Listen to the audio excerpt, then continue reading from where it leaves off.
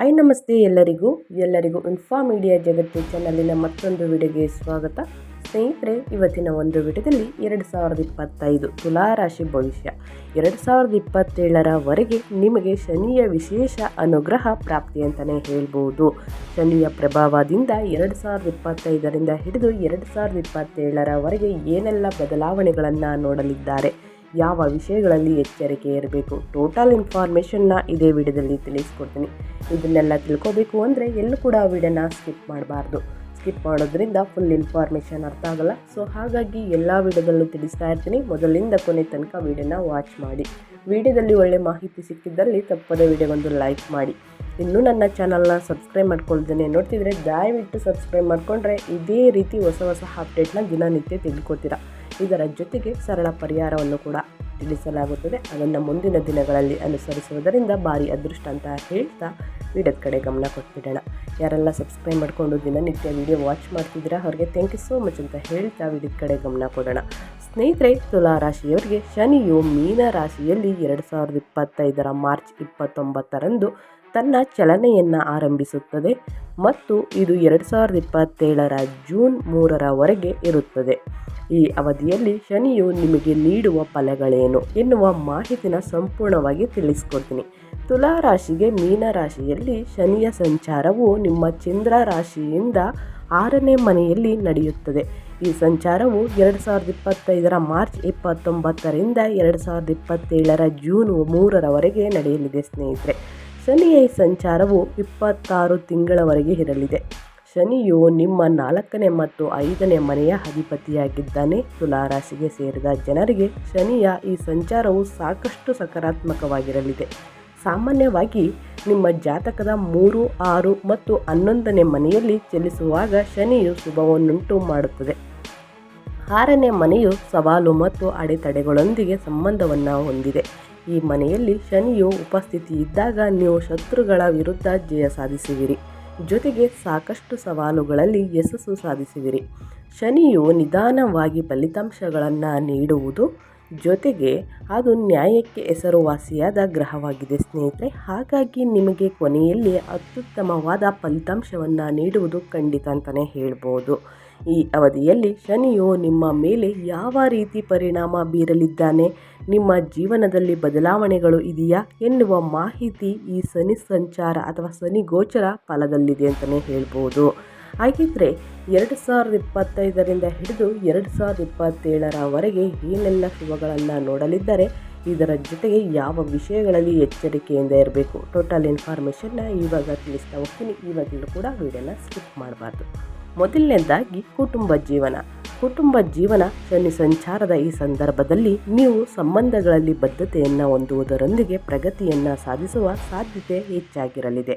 ಹಾಗೆ ಕುಟುಂಬದೊಳಗೆ ಹೆಚ್ಚು ಪ್ರೀತಿ ಮತ್ತು ಬಲವಾದ ಬಂಧವನ್ನು ನೋಡಬಹುದಾಗಿದೆ. ವಿವಾಹಿತರು ತಮ್ಮ ನಡುವೆ ಹೆಚ್ಚಿನ ಆರೈಕೆ, ತಿಳುವಳಿಕೆ ಮತ್ತು ಬಲವಾದ ಬಂಧವನ್ನು ಈ ಅವಧಿಯಲ್ಲಿ ಹೊಂದಬಹುದು. ಕೆಲವೊಮ್ಮೆ ಕೆಲಸದ ಹೊರೆಯಿಂದಾಗಿ ನೀವು ನಿಮ್ಮ ಮನೆಯವರೊಂದಿಗೆ ಸ್ವಲ್ಪ ಸಮಯವನ್ನು ಮಾತ್ರ ಕಳೆಯಲು ಅವಕಾಶ ದೊರಕಬಹುದು. ಸ್ನೇಹಿತರೆ, ಇದು ನಿಮ್ಮ ಪ್ರೀತಿ ಪಾತ್ರರೊಂದಿಗಿನ ಸಂಬಂಧದ ಮೇಲೆ ಪರಿಣಾಮ ಬೀರುವ ಸಾಧ್ಯತೆ ಇದೆ. ಹಾಗಾಗಿ ನೀವು ಕೆಲಸ ಮತ್ತು ಸಂಬಂಧ ಎರಡರ ನಡುವೆ ಸಾಕಷ್ಟು ಗಮನವನ್ನು ನೀಡಬೇಕಾಗುತ್ತದೆ ಮತ್ತು ನಿಮ್ಮ ವೃತ್ತಿಪರ ಹಾಗೂ ವೈಯಕ್ತಿಕ ಜೀವನದ ನಡುವೆ ಉತ್ತಮ ಸಮತೋಲನವನ್ನು ಸಾಧಿಸುವುದು ಬಹಳ ಮುಖ್ಯವಾಗಿರುವುದು ಅಂತಲೇ ಹೇಳ್ಬೋದು. ಯಾವ ವಿಷಯದಲ್ಲಿ ಎಚ್ಚರಿಕೆಯಿಂದ ಇರಬೇಕು ಅನ್ನೋದನ್ನ ತಿಳಿಸ್ಕೊಟ್ಟಿದ್ದೀನಿ. ಇನ್ನು ಎರಡನೇದಾಗಿ ಸ್ನೇಹಿತರೆ, ಯಾವ ವಿಚಾರ ಅಂದರೆ ಆರೋಗ್ಯದ ಬಗ್ಗೆ. ನಿಮ್ಮ ಆರೋಗ್ಯ ಅಂದರೆ ತುಲಾ ರಾಶಿಯವರಿಗೆ ಯಾವ ತಿಂಗಳು ಬೆಟರ್ ಇದೆ, ಯಾವ ತಿಂಗಳು ಎಚ್ಚರಿಕೆಯಿಂದ ಇರಬೇಕು, ಶನಿ ಗೋಚಾರದಿಂದ ಏನೆಲ್ಲ ಫಲಗಳನ್ನು ನೋಡಲಿದ್ದಾರೆ ಅಂತ ತಿಳಿಸ್ಕೊಡ್ತೀನಿ. ಶನಿಯು ರಾಶಿ ಬದಲಾವಣೆಯಿಂದಾಗಿ ಈ ಅವಧಿಯಲ್ಲಿ ನೀವು ಆರೋಗ್ಯಕರ ಜೀವನ ಶೈಲಿಯನ್ನು ಹೊಂದುವುದು ಅಥವಾ ಕಾಪಾಡಿಕೊಳ್ಳುವುದು ಉತ್ತಮ. 6ನೇ ಮನೆಯು ನಿಮ್ಮ ಆರೋಗ್ಯದೊಂದಿಗೆ ಸಂಬಂಧವನ್ನು ಹೊಂದಿದೆ. ಹಾಗಾಗಿ ಈ ಅವಧಿಯಲ್ಲಿ ನೀವು ಸಮತೋಲಿತ ಆಹಾರ ಮತ್ತು ನಿಯಮಿತ ವ್ಯಾಯಾಮಕ್ಕೆ ಹೆಚ್ಚಿನ ಆದ್ಯತೆಯನ್ನು ನೀಡುವುದು ಉತ್ತಮ ಅಂತಲೇ ಹೇಳ್ಬೋದು. ಇದರಿಂದಾಗಿ ನಿಮ್ಮ ರೋಗ ನಿರೋಧಕ ಶಕ್ತಿಯು ವೃದ್ಧಿಯಾಗುವ ಸಾಧ್ಯತೆ ಇದೆ.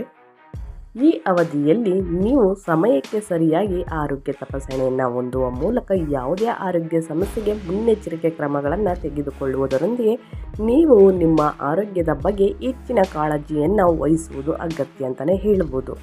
ಈ ಅವಧಿಯಲ್ಲಿ ನೀವು ಸಾಕಷ್ಟು ವಿಶ್ರಾಂತಿಗೆ ಆದ್ಯತೆಯನ್ನು ನೀಡುವುದು ಒಳ್ಳೆಯದು. ಇದರಿಂದಾಗಿ ನಿಮ್ಮ ಆರೋಗ್ಯಕ್ಕೆ ಹೆಚ್ಚು ಪ್ರಯೋಜನಗಳಿವೆ. ಈ ವರ್ಷವು ಕೊನೆಗೊಳ್ಳುತ್ತಿದ್ದಂತೆ ನೀವು ನಿಮ್ಮ ಆರೋಗ್ಯಕರ ಅಭ್ಯಾಸಗಳನ್ನು ಮಾಡಿಕೊಳ್ಳುವುದರಿಂದಾಗಿ ನಿಮ್ಮ ದೈಹಿಕ ಮತ್ತು ಮಾನಸಿಕ ಆರೋಗ್ಯವನ್ನು ಉತ್ತಮವಾಗಿರಿಸಿಕೊಳ್ಳಬಹುದು. ಶನಿಯು ಈ ಸಂಚಾರದ ಸಂದರ್ಭದಲ್ಲಿ ನೀವು ನಿಮ್ಮ ಆರೋಗ್ಯದ ಬಗ್ಗೆ ಹೆಚ್ಚಿನ ಗಮನವನ್ನು ನೀಡಬೇಕಾಗುತ್ತದೆ. ಹಾಗಾಗಿ ಈ ಸಮಯದಲ್ಲಿ ನಿಮ್ಮ ಆರೋಗ್ಯವನ್ನು ಕಾಪಾಡಿಕೊಳ್ಳಲು ನೀವು ಹೆಚ್ಚಿನ ಪ್ರಾಮುಖ್ಯತೆಯನ್ನು ನೀಡುವುದು ಉತ್ತಮ ಅಂತಲೇ ಹೇಳ್ಬೋದು. ಸ್ನೇಹಿತರೆ, ಇನ್ನು ಮುಂದಿನದಾಗಿ ಪ್ರೀತಿ ಮತ್ತು ಮದುವೆ. 2025ರಿಂದ ಹಿಡಿದು 2027ರವರೆಗೆ ಶನಿ ಪ್ರಭಾವದಿಂದ ನಿಮ್ಮ ಪ್ರೀತಿ ಮತ್ತು ಮದುವೆಯ ಬಗ್ಗೆ ಯಾವ ತಿಂಗಳಿನಲ್ಲಿ ಫಲ ಅಂತಲೇ ಹೇಳ್ಬೋದು. ಯಾವ ತಿಂಗಳು ಎಚ್ಚರಿಕೆಯಿಂದ ಇರಬೇಕು ಶನಿ ಪ್ರಭಾವದಿಂದ. ಮದುವೆ ಮತ್ತು ಪ್ರೀತಿಯ ಬಗ್ಗೆ ತಿಳಿಸೋದಾದರೆ, ಪ್ರೀತಿಯ ವಿಷಯವಾಗಿ ತುಲಾ ರಾಶಿಯವರಿಗೆ ನಿಮ್ಮ ಹಿಂದಿನ ಅನುಭವಗಳು ಹಾಗೂ ಸವಾಲಿನ ಎದುರಿಸುವಲ್ಲಿ ನೀವು ಅನುಭವಗಳು ಅಮೂಲ್ಯವಾದ ಪಾಠವನ್ನು ತಿಳಿ ಹೇಳಬಹುದಾಗಿದೆ ಅಂತಲೇ ಹೇಳ್ಬೋದು ಮತ್ತು ಇದು ನಿಮ್ಮ ಬೆಳವಣಿಗೆಗೆ ಸಹಾಯ ಮಾಡಬಹುದು. ಈ ಅವಧಿಯಲ್ಲಿ ನೀವು ನಿಮ್ಮ ಮನೆಯ ಸದಸ್ಯರ ಅಮೂಲ್ಯವಾದ ಸಲಹೆಗಳನ್ನು ಸ್ವೀಕರಿಸುವುದರಿಂದಾಗಿ ಮತ್ತು ಅವರೊಂದಿಗೆ ಉತ್ತಮ ಸಂವಹನ ಮತ್ತು ತಿಳುವಳಿಕೆಗಳನ್ನು ಹೊಂದುವುದರಿಂದಾಗಿ ಹೆಚ್ಚಿನ ಪ್ರಯೋಜನವನ್ನು ಪಡೆಯಬಹುದಾಗಿದೆ. ಈ ಅವಧಿಯಲ್ಲಿ ನೀವು ಹೆಚ್ಚು ಜಾಗರೂಕರಾಗಿರಬಹುದು, ಉತ್ತಮ ಅಂತಲೇ ಹೇಳ್ಬೋದು. ನಿಮ್ಮ ಸೌಮ್ಯ ಸ್ವಭಾವ ಮತ್ತು ಮುಕ್ತ ಮನಸ್ಸಿನೊಂದಿಗೆ ನೀವು ಸಂಬಂಧಗಳನ್ನು ಇನ್ನಷ್ಟು ಬಲಪಡಿಸಬಹುದಾಗಿದೆ. ಅವಿವಾಹಿತರಿಗೆ ಈ ಅವಧಿಯಲ್ಲಿ ಬಲವಾದ ಸಂಬಂಧವನ್ನು ಹೊಂದಲು ಉತ್ತಮ ಅವಕಾಶ ದೊರಕಬಹುದು. ಹಾಗಾಗಿ ನಿಮಗೆ ಯಾವುದೇ ರೀತಿಯ ಮಾರ್ಗದರ್ಶನ ಮತ್ತು ಬೆಂಬಲ ಬೇಕಿದ್ದರೆ ನಿಮ್ಮ ಮನೆಯ ಹಿರಿಯರ ಸಲಹೆಯನ್ನು ಪಡೆಯುವುದು ಬಹಳ ಒಳ್ಳೆಯದು. ಮುಂದಿನ ದಿನಗಳಲ್ಲಿ ಮದುವೆಯ ವಿಚಾರಗಳಲ್ಲಾಗಲಿ ಪ್ರೀತಿಯ ವಿಚಾರದಲ್ಲಾಗಲಿ ನಿಮ್ಮ ಹಿರಿಯ ಸದಸ್ಯರಿಗೆ ತಿಳಿಸುವುದು ಒಳ್ಳೆಯದು. ನಿಮ್ಮ ಮನೆಯ ಹಿರಿಯರ ಸಲಹೆಯನ್ನು ಪಡೆಯುವುದು ಅತ್ಯುತ್ತಮ ಒಳ್ಳೆಯದು ಅಂತಲೇ ಹೇಳ್ಬೋದು, ಬಹಳ ಒಳ್ಳೆಯದು. ಸೊ ಹಾಗಾಗಿ ತಿಳಿಸಿ ಅಂತ ಹೇಳ್ತಾ, ಇನ್ನು ತುಲಾರಾಶಿಯವರಿಗೆ 2025ರಿಂದ ಹಿಡಿದು 2027ರವರೆಗೆ ಶನಿ ಪ್ರಭಾವದಿಂದ, ಶನಿ ಗೋಚರದಿಂದ ಹಣಕಾಸಿನ ಪರಿಸ್ಥಿತಿ ಹೇಗಿರಲಿದೆ, ಯಾವ ತಿಂಗಳು ಬೆಟರ್ ಇದೆ, ಯಾವ ತಿಂಗಳು ಎಚ್ಚರಿಕೆಯಿಂದ ಇರಬೇಕು ಅನ್ನೋದನ್ನು ತಿಳಿಸ್ಕೊಡ್ತೀನಿ.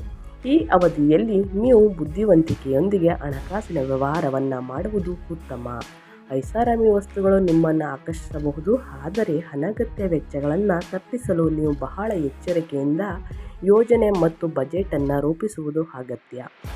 ಹಠಾತ್ತಾಗಿ ಧನಲಾಭಗಳು, ಖರ್ಚುಗಳು ಮತ್ತು ಹಠಾತ್ ಖರ್ಚುಗಳು ನಿಮ್ಮನ್ನು ಸಾಲದ ಸುಳಿವಲ್ಲಿ ಸಿಲುಕಿಸಬಹುದು.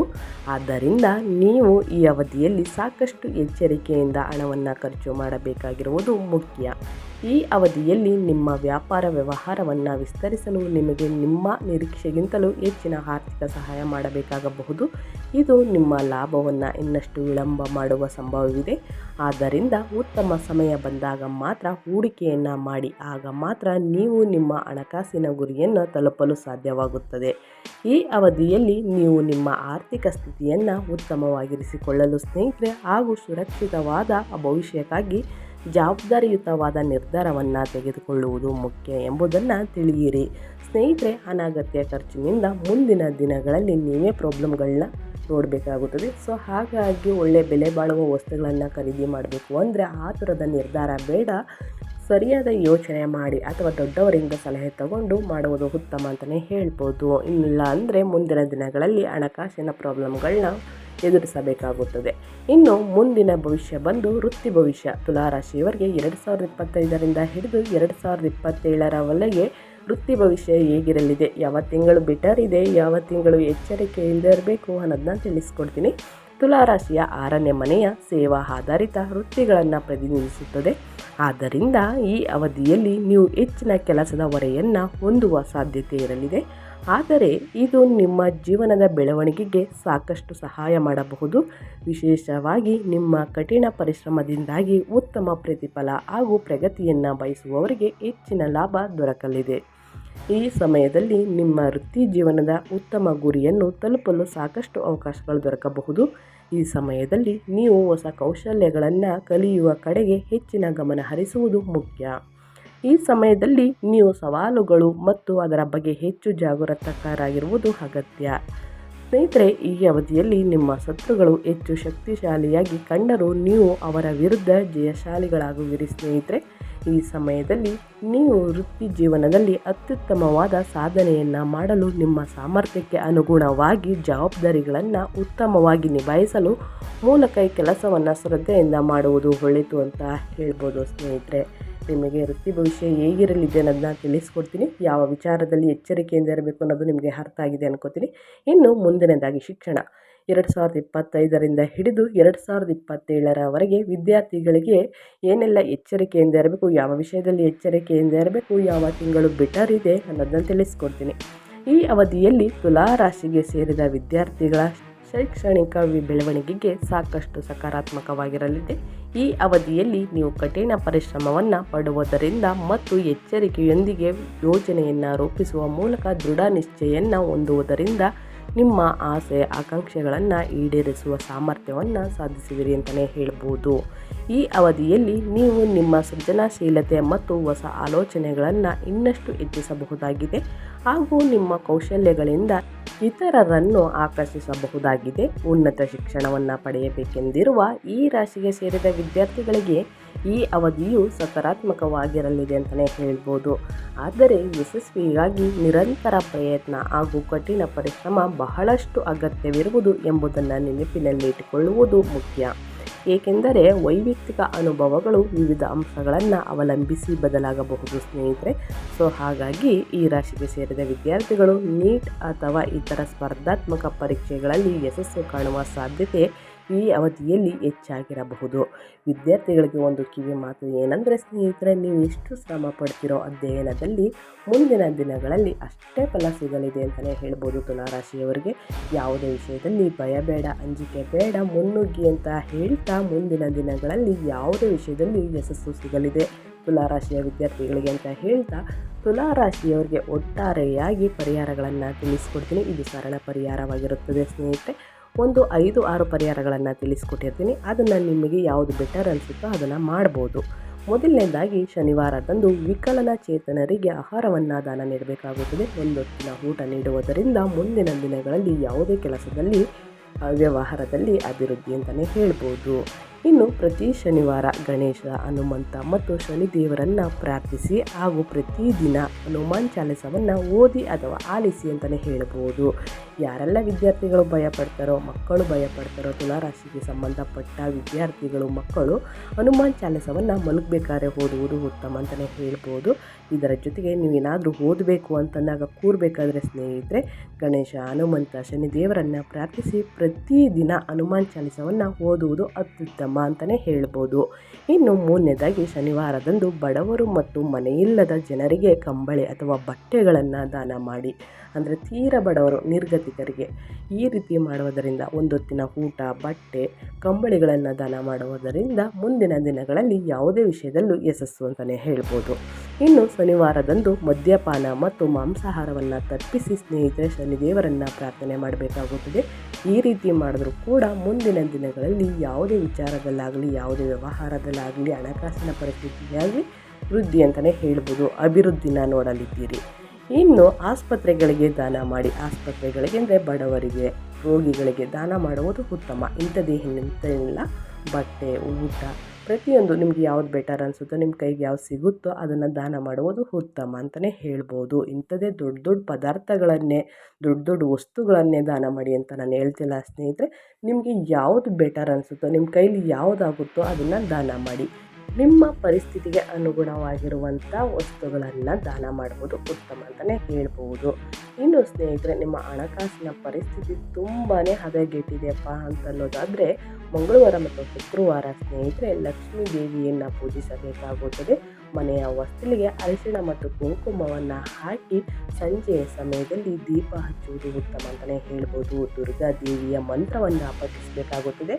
ಈ ರೀತಿ ಮಾಡಿದ್ರೆ ನಿಮ್ಮ ಹಣಕಾಸಿನ ಪ್ರಾಬ್ಲಮ್ ನಿವಾರಣೆಯಾಗುತ್ತದೆ ಅಂತಲೇ ಹೇಳ್ಬೋದು ಸ್ನೇಹಿತರೆ. ಇನ್ನು ಅಮಾವಾಸ್ಯೆ ಹುಣ್ಣಿಮೆಗೆ ಏನು ಮಾಡಬೇಕು ಅನ್ನೋದು ಕೂಡ ತಿಳಿಸ್ಕೊಡ್ತೀನಿ ಮುಂದಿನ ವಿಡಿಯೋದಲ್ಲಿ ಅಂತ ಹೇಳ್ತಾ ನನ್ನ ವಿಡಿಯೋನ ಎಂಡ್ ಮಾಡ್ತಾ ಇದ್ದೀನಿ. ಇವತ್ತಿನ ಒಂದು ವಿಡಿಯೋ ಇಷ್ಟ ಆಗಿದ್ದರೆ ದಯವಿಟ್ಟು ವಿಡಿಯೋಗೊಂದು ಲೈಕ್ ಮಾಡಿ. ಇನ್ನೂ ನನ್ನ ಚಾನಲ್ನ ಸಬ್ಸ್ಕ್ರೈಬ್ ಮಾಡ್ಕೊಂಡಿಲ್ಲ ಅಥವಾ ಹೊಸದಾಗಿ ವಿಸಿಟ್ ಮಾಡಿ ಏನಾದರೂ ವಿಡಿಯೋ ನೋಡ್ತಿದ್ರೆ ದಯವಿಟ್ಟು ಸಬ್ಸ್ಕ್ರೈಬ್ ಮಾಡಿಕೊಂಡ್ರೆ ಇದೇ ರೀತಿ ಹೊಸ ಹೊಸ ಅಪ್ಡೇಟ್ಗಳನ್ನ ದಿನನಿತ್ಯ ತಿಳ್ಕೊತೀರಾ.